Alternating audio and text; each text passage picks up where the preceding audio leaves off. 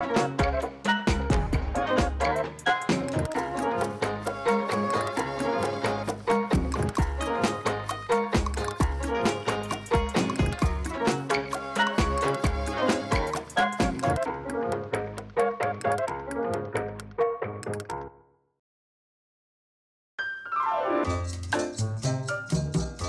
la mia zitellina si è passata bene, ben inteso. Boh. Ma io ero appassionato per musica. A scuola, mica troppo, vabbè. Allora, per parlare tanto musicanti. Ognuno siamo partiti come babbo, avevo 7-8 anni, in un paese in montagna, Santa Maria Sighe. Siamo entrati in un bar e c'era una chitarra. E abbiamo entrato a paccato un tipo, ha preso la chitarra e ha cominciato a giocare. Non avevo mai inteso la chitarra, ma 7 anni, si è affettilto, come dicono i pinzuti. Mi ha preso la passione e ci sono sempre i vecchi che se ne ricordano, tanto chitarre non ce n'era mica in paese, o ce n'era una e poi non andava mica a nevare. E poi ho cominciato a entrare a nevare a parte da 16 anni. Voilà. Sono volato, avevo una carcera, sono volato, gli ho preso una tavoletta, ho giocato in mano con una chitarra, con 3 corde di fil di pesca. Per me era uno strumento, ho cominciato così, e cantavo per me.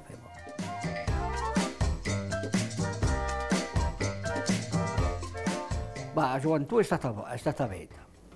Voilà. Sono partito da Olmeto, partito un Parigi all'Asia, avevo 18 anni e mezzo, 19 anni.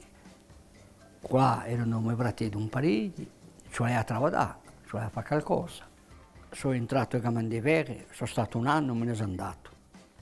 E che frequentavo, i cabaret corci, e voilà. E ho giocato tutta la mia vita per giocare la chitarra, voilà.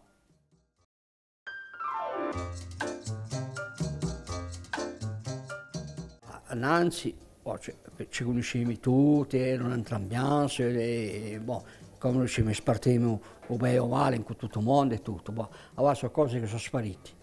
Cioè riconoscono a fare, gioventù da là, scontriamo i giovani, quindi non vi ce ne manco più buongiorno.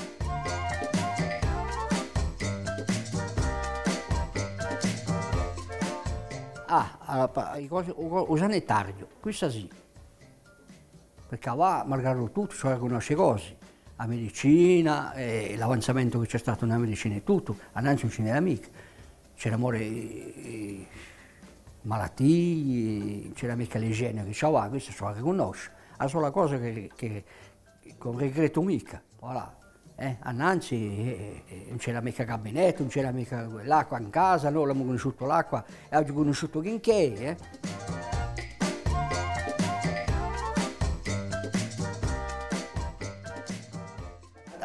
Che ti ascoltano un po' con l'anziane.